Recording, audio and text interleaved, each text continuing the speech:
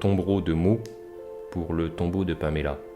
À quelques lettres près, c'est toute la subtilité de ce texte magistral dont on ne sait plus très bien si c'est un roman ou un requiem.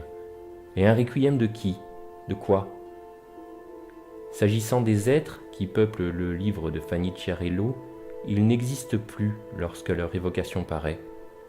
Leur époque s'est désagrégée dans les tourments de l'histoire, et même la littérature n'y existe plus.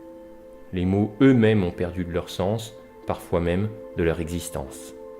Ne reste alors qu'un texte court, submergé de notes, celles que le lecteur ignore ou survole, mais ici, impossible de les oublier. Elles chargent, envahissent la page, et trient un texte jusqu'à lui redonner son humanité perdue. Ces notes, c'est le lien des vies à une réalité qui n'est plus, à un temps qui ne correspond plus à celui du lecteur. Le tombeau de Pamela Sauvage n'est pas de ces caveaux fermés à jamais, ces mausolées que l'on oubliera tout autant que les âmes qui le peuplent.